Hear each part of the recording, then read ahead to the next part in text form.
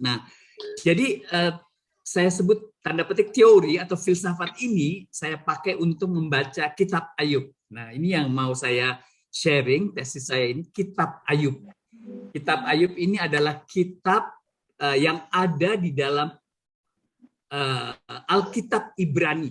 Saya diajarkan oleh Romo Martin untuk menyebutnya Alkitab Ibrani atau Perjanjian Lama, orang sering menyebutnya dulu, tapi Perjanjian Lama, Perjanjian Baru ini istilah yang sebenarnya sangat Kristiani dan tidak disukai oleh orang Yahudi. Nah, ada Alkitab Ibrani, Alkitabnya orang Yahudi, dan ada Alkitab Perjanjian Baru. Nah, ini Kristen. Nah, jadi kitab Ayub ada di dalam Alkitab Ibrani, dan dalam Alkitab Ibrani ada banyak macam-macam kitab. Dia ada dalam kitab-kitab kebijaksanaan, kitab hikmat, bersama dengan Mazmur, Pengkhotbah, Amsal, kitab Amsal, dan beberapa kitab yang lain. Saya merasa senang sekali dengan menulis tesis ini, di samping soal filosofisnya yang di bab yang tadi saya sebut itu yang tidak saya bahas, tapi saya mendapatkan kesempatan untuk bisa belajar Perjanjian Lama atau belajar Alkitab Ibrani. Dan saya mengikuti beberapa semester kuliah tentang kitab suci, hermeneutika kitab suci, nama mata kuliahnya itu Perjanjian Lama, Perjanjian Baru, dan juga secara khusus ada 2 semester untuk kitab-kitab kebijaksanaan. Jadi 1 semester kitab kebijaksanaan, 1 semester bagian dari kitab kebijaksanaan yaitu kitab Ayub. Nah, jadi ini passing over yang sangat membahagiakan saya karena saya sangat cinta dalam dialog antar iman. Jadi ini bagian dari dialog antar iman saya sebagai seorang Muslim, membuat suatu studi tentang Alkitab Ibrani. Dan Ayub ini adalah tokoh yang juga ada di dalam Islam yang tidak kita bahas malam ini, tapi nanti bisa kita jadikan catatan kaki kalau diperlukan. Tapi beda, ada perbedaannya. Perbedaannya Ayub dalam Islam itu hanya sebagian di dalam kitab Alkitab Ibrani, hanya bagian prosa. Yang membuat kitab ini dahsyat itu bagian puisi. Jadi kitab Ayub ada 2, bagian prosa dan bagian puisi. Bagian prosa yang juga di-share atau dipelajari di lingkungan Muslim, yaitu bagian di mana Ayub itu menderita, dia sabar, Allah memuji kesabarannya, dan dia kemudian dipuji dan kemudian dipulihkan kembali. Jadi kesabaran penting di dalam menderita, dalam penderitaan. Nah, tapi kitab puisi, bagian puisi itu Ayubnya beda. Ayub yang tidak dikenal di lingkungan tradisi Islam. Ayub yang memberontak. Dia nggak bisa menerima Tuhan yang katanya maha kuasa dan maha adil, tapi kok dia yang sudah saleh ditimpa penyakit. Penyakit yang pada waktu itu sangat dahsyat. Kalau sekarang mungkin COVID-19 yang dahsyat begitu. Penyakit para ahli kitab suci menyebutnya semacam kusta begitu, penyakit kulit, dan dia tidak tahan sampai kemudian dia memprotes pada Tuhan. Jadi Ayub yang protes pada Tuhan, yang hampir-hampir menjadi ateis, kira-kira begitu. Nah, ini bagian yang sangat menarik yang bisa digali, yang juga memberi pembelajaran. Oke, nah kira-kira itu rencana yang saya mau kemukakan. Izinkan saya membuat share screen untuk slide. Saya sudah menulis slide ini dan nanti teman-teman bisa minta pada panitia atau panitia bisa share di kolom chat untuk slide ini. Oke, apakah sudah kelihatan, Mas Matias? Sudah Pak Budi, sudah kelihatan. Oke, belum diperbesar.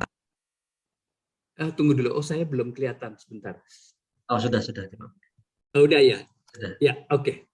Sebentar saya, oke. Ya. Jadi, saya ambil angle dari tesis saya itu ketika hal-hal buruk menimpa orang baik. Jadi angle-nya itu adalah angle kitab Ayub ini. Satu bagian yang lebih filosofis, yang lebih abstrak, tidak saya bicarakan malam ini karena akan nggak cukup waktunya. Ini pun saya nggak tahu nanti cukup apa nggak, tapi saya akan berusaha untuk bisa ada kesempatan untuk kita diskusi mungkin setelah 1 jam atau 1 jam lebih sedikit. Nah, jadi kitab Ayub ini kitab yang sangat terkenal sudah dari dulu, dan dia bukan hanya bagian dari kitab suci ya yang dibicarakan terus-menerus dan tentu saja dibicarakan terus-menerus oleh orang yang beriman, tapi dia juga bagian dari sastra dunia yang tinggi sekali, yang sampai sekarang orang masih mengakui bagaimana bisa ya orang dari zaman dulu, zaman entah berapa ribu tahun yang lalu, pasti sebelum Masehi ini, itu ada orang bisa menulis kitab ini, ya, kitab yang sedahsyat ini. Ini kitab yang bisa dibikinkan film. Dan saya kira sudah ada film tentang kitab Ayub ini, tapi saya belum mendapatkan film yang bagus untuk ini. Tapi saya yakin ada, dan pernah mendengar ada pemfilman untuk kitab ini. Dan di gambar kanan ini adalah ilustrasi. Jadi ada orang namanya William Blake. William Blake ini seorang mistik ya, mistik Kristen abad berapa ya? Abad 18, 19, mungkin 19. Dia juga begitu terkesan dengan kitab Ayub. Dia sebagai seorang mistik, seorang pemikir spiritual Kristen di abad itu, tapi dia juga seorang pelukis ya. Nah, dia membuat lukisan. Nah, lukisan-lukisan ini saya ambil dari William Blake yang menjadi klasik sekarang ini ya. Dan mungkin dulu lukisannya hitam putih, tapi sekarang sudah berwarna. Oke, nah ini adalah ringkasan. Jadi kitab Ayub ini kitab yang panjang sekali, yang kita memerlukan 1 semester untuk mempelajarinya. Untuk membacanya saja dari awal sampai akhir itu 1 hari nggak cukup membacanya saja. Jadi saya senang sekali dapat kesempatan dalam hidup saya bisa membaca kitab Ayub berkali-kali karena keharusan harus menyelesaikan tesis ini, dan ini membuat saya bahagia ya. Nah, jadi kira-kira kalau diringkaskan seperti ini, secara sederhana kitab Ayub itu ada bagian puisinya dan ada bagian prosanya. Sebentar, saya mau cari ininya di mana ya? Oke deh, pakai kursus aja deh. Bagian puisi dan bagian prosa. Ini bagian puisi yang introduction to suffering-nya. Jadi bagian puisinya itu ada di awal kitab dan di akhir kitab. Kalau yang di awal dan di akhir yang bagian prosanya digabung, dia jadi satu cerita tentang Ayub. Dan ceritanya itu adalah Ayub yang diuji oleh Tuhan. Dia tidak tahu kalau dia sedang diuji, tapi dia tetap percaya pada Tuhan dalam penderitaannya yang luar biasa. Dan akhirnya Tuhan memulihkannya di akhir prosa itu, di akhir kitab itu. Dan inilah bagian yang ada juga di dalam Islam. Jadi kalau kita lihat uraian tentang Ayub dalam Islam, oleh karena itu ada banyak juga orang Islam yang namanya Ayub. Misalnya Mahmud Ayub, itu ada seorang ahli pemikiran Islam yang baru meninggal beberapa tahun lalu. Nah, nama Ayub itu biasanya diberikan oleh orang tua kepada anaknya untuk menggambarkan penderitaan dari orang tua. Mungkin ada peristiwa apa, nah anaknya diberi nama Ayub. Sama saya kira di Kristen juga begitu. Nah, tapi kitab Ayub juga punya bagian yang lain, namanya bagian puisi. Dan inilah bagian yang paling menarik, yang paling kadang-kadang sering dipakai oleh orang untuk menunjukkan bahwa ada pemberontakan orang beriman kepada Tuhan. Pemberontakan yang kalau dalam kitab ini tidak sampai pada ateis, tapi hampir-hampir ateis, dan banyak filosof telah memakai kitab Ayub untuk analisis filosofisnya. Oke. Nah, jadi pengantar ini kalau Anda tertarik nanti Anda bisa pelajari lebih dalam, tapi kelas kita malam ini hanya untuk memberi rangsangan lah, trigger pada Anda untuk bisa melihat betapa kitab Ayub ini sesuatu yang dahsyat ya. Jadi kitab Ayub bahasa Inggrisnya The Book of Job ya, Job atau Ayub ya, Job. Ada bahasa Ibraninya yang yang ya Yop begitu. Dalam khazanah sastra, dia itu sering dianggap sebagai kitab yang mempunyai nilai kebijaksanaan yang sangat tinggi. Jadi kalau orang Kristen, orang Yahudi memberi respect tinggi sekali pada misalnya kitab Mazmur, Zabur, kalau orang Islam bilangnya Mazmur, atau juga kitab Amsal, kitab-kitab yang lain pengkhotbah, tapi ada kitab yang agak unik, beda dengan kitab-kitab kebijaksanaan yang lain. Kitab ini ada segi pemberontakannya, bukan hanya segi hikmat melulu ya. Orang mengapresiasi hikmat, tapi ini ada pemberontakan dan kita dapat hikmat dari pemberontakan terhadap Tuhan itu. Nah, jadi kitab ini di samping merupakan salah satu dari sastra kebijaksanaan Ibrani, dia juga merupakan karya sastra dunia yang dibaca, ditafsirkan terus-menerus panjang masa sampai sekarang dan selalu mendapatkan konteks nilai kebijaksanaan dengan perkembangan zaman. Nah, temanya, ini tema yang kita angkat ya. Seorang yang saleh yang menderita. Dan kesalehan dan kependeritaannya ini memunculkan sederetan masalah keadilan ilahi. Bisa ya Tuhan membuat menderita orang yang sudah saleh. Harusnya tadi seperti Matias bilang, harusnya kalau orang sudah saleh ya harusnya dia dapat kebahagiaan. Nah, gitu. Jadi misalnya ini juga selalu muncul pertanyaan gini. Di mana Tuhan kalau ada tsunami? Di mana Tuhan kalau ada gempa yang besar? Itu pertanyaan-pertanyaan teodisi ya, yang sering muncul dalam istilah filsafat itu problem of evil atau masalah kejahatan. Nah, saya untuk merangsang Anda untuk melihat bahwa ini kitab yang hebat, saya mau mengutip ada orang ini, seorang teolog ya, teolog Yahudi, namanya Harold Kushner. Teolog Yahudi, masih hidup sampai sekarang, sudah tua, masih hidup, tapi di tahun 80-an dia menulis buku ini.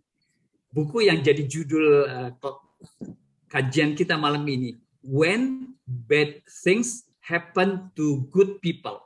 Ketika hal-hal buruk terjadi atau menimpa pada orang-orang baik.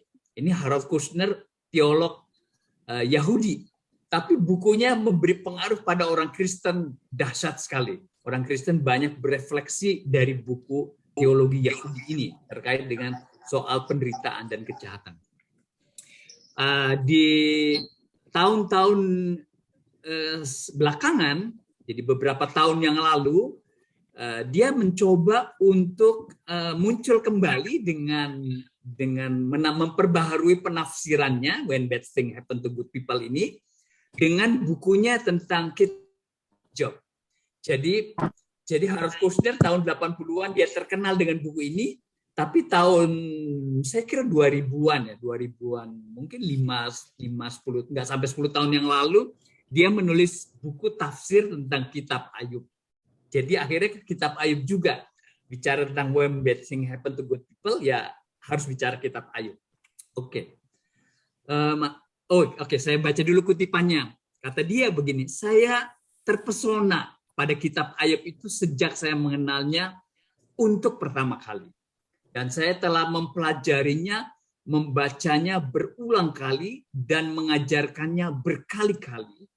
Kata orang, sama seperti aktor mendambakan beroleh kesempatan memainkan Hamlet, begitu pula setiap sarjana sastra klasik, apalagi sarjana sastra klasik kitab Ibrani, dia mendambakan untuk dapat menulis komentar tentang kitab Ayub. Nah, jadi akhirnya Harold Kushner pun membuat komentar tentang kitab Ayub pada 20 tahun kemudian atau 25 tahun kemudian. Oke, sekarang kita masuk kepada kitab ini ya, bagaimana kita bisa belajar tentang arti penderitaan dari kitab ini. Jadi kitab Ayub ini mengemukakan satu masalah yang sangat pelik mengenai masalah kejahatan. Saya akan pakai istilah kejahatan, akan menyebut-nyebut kata kejahatan, tapi untuk memudahkan teman-teman sekalian, bacalah dengan kata penderitaan. Jadi ini istilah filsafat, karena istilah filsafat kurang menggunakan istilah suffering. suffering lebih teologi, tapi kalau evil itu filsafat. Nah, Ayub ini di dalam kitab Ayub itu, jadi kitab Ayub ada tokohnya Ayub, tokoh utamanya. Nanti ada tokoh yang lainnya akan saya sebut, tapi tokoh utamanya itu Ayub. Tokoh yang merupakan kontributor dalam kitab Ibrani, tapi dalam Islam itu menjadi nabi. Dia salah satu nabi yang 25 nabinya orang Islam. Nah, Ayub ini sungguh-sungguh mengasihi Allah, digambarkan sebagai model dari orang yang taat kepada Allah. Sehingga Allah pun memuji sebagai hamba yang saleh, jujur, takut kepada Allah, dan menjauhi segala hal yang jahat. Jadi Allah sendiri sudah lihat bahwa Ayub ini adalah hambanya yang saleh, jujur, takut kepada Allah, dan menjauhi segala kejahatan. Itu kata-kata dari Allah dalam kitab Ayub. Warnain rambutku. Nah, jadi kita sekarang masuk kepada prolognya ya. Jadi dalam prolog itu, dalam pembukaannya kitab Ayub yang puisi, Ayub itu orang yang sungguh-sungguh benar di hadapan Allah. Tapi cerita tentang pujian Allah itu kepada Ayub tiba-tiba berubah ketika ada setan yang bilang ya kepada Allah gitu, Ayub itu kan dia taat karena dia itu diberkati, hidupnya diberkati. Jadi Ayub ini adalah seorang syekh di padang gurun, hidupnya sangat makmur, dia diberi kehidupan yang baik, dia orang yang paling kaya di daerahnya, jadi hidupnya diberkatilah. Jadi kata setan, wah itu Anda kepada Tuhan ya, Anda memuji Ayub, mengapresiasi Ayub, karena Ayub itu kan sebenarnya hidupnya diberkati. Coba kalau hidupnya nggak diberkati, pasti dia akan melawan engkau.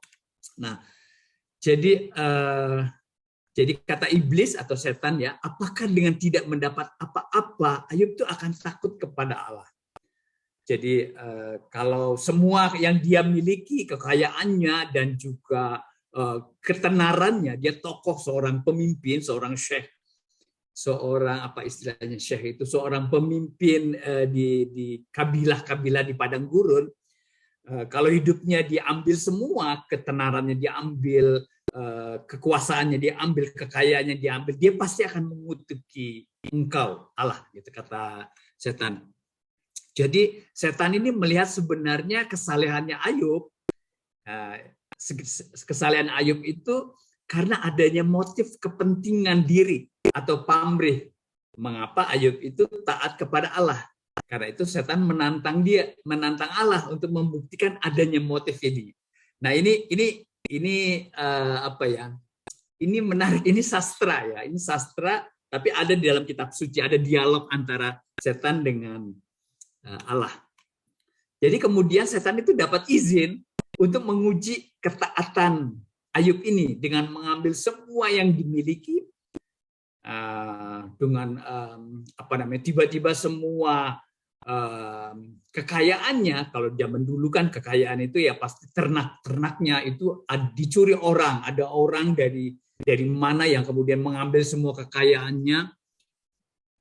Singkat cerita pokoknya dia mengalami kehilangan semua hal, anak-anaknya juga meninggal. Tapi Ayub itu tetap memuji Tuhan walaupun dalam penderitaan, kehilangan semua yang dia miliki. Nah, ini kalimat ini sangat bagus sekali. Ini kalimat yang orang Kristen sering menjadikannya sebagai status ya, status. Ada teman saya di Facebooknya menjadikan kalimat ini, kalimat yang berwarna kuning ini sebagai status Facebooknya. Jadi kata Ayub begini, dengan telanjang aku keluar dari kandungan ibuku, dengan telanjang juga aku kembali ke dalamnya. Tuhan yang memberi, Tuhan yang mengambil. Terpujilah nama Tuhan. Ini hikmat yang luar biasa dalam situasi apapun, suka duka, penuh kebahagiaan, penuh penderitaan, tetap memuji nama Tuhan, karena memang Tuhan yang memberi, Tuhan yang mengambil. Ini frase yang terkenal sekali dari kitab Ayub. Nah, jadi sehingga ketika terlihat Ayub taat kepada Allah semata-mata karena Allah, bukan pamrih. Motivasi iman Ayub itu sepenuhnya murni hanya karena Allah. Dia sama sekali tidak mencari keuntungan sendiri sedikit pun. Dan di sini Tuhan memuji lagi Ayub sekali lagi atas keimanannya yang mantap kepada Allah, tapi setan tetap menyangkalnya dan mengatakan kalau Ayub itu diambil kesehatannya, pasti Ayub akan mengutiki Engkau ya Allah. Nah, jadi sekali lagi setan dapat izin, bolehlah. Oke, kamu coba uji Ayub itu dengan mengambil kesehatannya, tapi jangan sampai meninggal begitu. Dengan mengambil kesehatan Ayub, kemudian Ayub mengidap suatu penyakit kulit yang pada waktu itu belum ada obatnya ya, yang membuatnya sangat menderita. Tapi dalam penderitaannya yang luar biasa ini, sakit kusta orang menyebutnya, atau sejenis penyakit kulit yang membuat sangat menderita, itu Ayub tetap setia kepada Tuhan. Nah, jadi sampai di sini itu Ayub itu betul-betul teladan yang ini dihikmati di dalam tradisi Islam. Walaupun cara penyajian Ayubnya berbeda, tapi kira-kira kesimpulan dasarnya benar, sama ya, bahwa keimanan itu memang membutuhkan kesabaran. Ya, Tuhan sekali-sekali akan menguji seorang yang beriman, dan kalau kita tetap selalu dalam kesadaran ketuhanan, dalam situasi apapun, dalam kesulitan apapun, kita akan mendapatkan buahnya. Itulah buah dari iman, dan disitulah ada kebahagiaan. Dan di akhir bagian prosa itu Ayub kemudian dipulihkan, dan dia mendapatkan kembali kekayaannya 2 kali lipat, mendapatkan kembali anak-anaknya yang meninggal 2 kali lipat, dan dia hidupnya pun menjadi panjang sekali, lebih panjang dari kebanyakan orang pada waktu itu, disebut 150 tahun kalau nggak salah. Oke, nah jadi itu Ayub yang bagian prosa ya, prosa. Dan di bagian prosa itu juga masih ada cerita tentang temannya, 3 temannya, teman akrabnya dari jauh, dari tempat yang jauh, namanya Elifaz, Zofar, dan Bildad. Mereka datang untuk menyatakan keprihatinannya, kesedihannya, dan menghiburnya. Nah, ini bagian prosa yang Ayub yang menderita luar biasa, ada teman yang datang untuk menghiburnya, memberi penghiburan, memberi konseling, begitulah. Nanti akan banyak bagian ini yang diambil oleh para konselor teologi, menjadikan ini bagian yang sangat penting ya. Jadi kalau kita simpulkan bagian prosa ini, tampaknya Allah itu puas dengan keimanan Ayub yang tidak tertandingi, sehingga Ayub pun memulihkan kembali. Nah, jadi ini adalah satu teori namanya retribusi. Satu teori retribusi, teori balas jasa tradisional yang sudah sangat dikenal sepanjang sejarah manusia dan sampai sekarang mewarnai agama kita ya, bahwa Allah akan memberi balasan yang melimpah ruah kepada hamba-hambanya yang taat. Jadi kenapa kita didorong untuk taat kepada Allah, takwa, kalau orang Islam bilangnya takwa, takut kepada Allah, ketaatan itu, dan nanti kita akan diberikan balasannya. Jadi ketaatan kita kepada Allah untuk taat kepada apa yang diperintahkan, meninggalkan apa yang dilarang, itu akan ada balas jasa, retribusi. Nah, ini model teori balas jasa, teori reward dan punishment yang sudah mendarah daging dalam agama, kira-kira seperti itu. Nah, model Ayub dalam kitab Ayub prosa itu kira-kira bisa dibaca dengan mudah sebagai model teori balas jasa. Dan kalau orang menghikmati Ayub di Kristen maupun di Islam, pada umumnya adalah Ayub yang ini, bukan Ayub yang sebentar lagi akan saya bicarakan, Ayub yang wajah yang lain. Oke. Nah, jadi kalau kita membaca Ayub prosa itu kita akan tahu bahwa Ayub itu menderita bukan karena dosa. Ayub menderita karena dia dicoba oleh Tuhan, atau dia percobaan yang dilakukan oleh setan setelah dapat izin dari Tuhan. Itu bagian metafisik yang Ayub sendiri tidak tahu soal itu. Oke. Jadi ada banyak penafsiran tentang masalah penderitaan. Misalnya ada orang yang mengatakan bahwa penderitaan itu bertujuan mengembalikan seorang ke jalan yang benar. Nah, dalam konteks prosanya kitab Ayub itu nggak bisa diterima karena Ayub itu karena dua kali Allah memuji Ayub, saleh, jujur, takut akan Allah, dan menjauhi kejahatan. Jadi penderitaannya itu bukan sebagai satu peringatan ya untuk kembali ke jalan yang benar. Ayub itu sejak awal sudah benar. Jadi motivasi Ayub itu sudah murni. Nah, sehingga kesimpulan kita, pembacaan kita tentang hikmat dari kitab Ayub bagian prosa ini, kita bisa menyimpulkan bahwa kitab Ayub ini menggambarkan iman yang luar biasa yang bisa muncul sebagai efek positif dari penderitaan.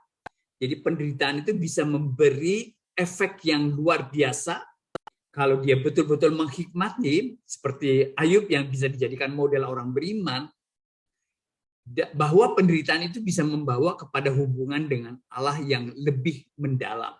Nah, inilah yang sering dibaca tentang Ayub, dan di dalam Islam soal ini, kalau saya boleh memberi catatan kaki, dalam Islam soal ini ditafsirkan oleh seorang filosof namanya Ibn Arabi.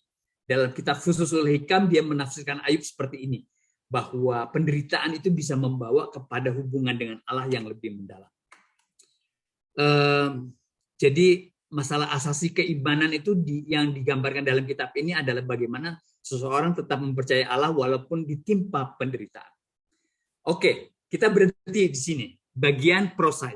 Sekarang kita masuk bagian yang lain dari kitab Ayub yang saya mungkin mau katakan tidak dikenal dalam tradisi Islam, tapi juga sebenarnya hampir tidak dikenal dalam tradisi Kristen. Maksudnya orang awam Kristiani biasanya tidak terlalu menggali bagian ini. Ahli kitab suci tentu saja menggali bagian ini. Dan saya beruntung dengan penggalian-penggalian itu, tradisi yang panjang, saya menikmati bagian ini. Dan bagian ini bagian yang memberi kitab Ayub ini punya nilai sastra tinggi sebagai sastra kuno ya. Sastra kuno, tapi sampai sekarang saya kira hampir tidak ada yang menandinginya. Jadi sastra ini luar biasa. Ini yang membuat kitab Ayub sangat menarik.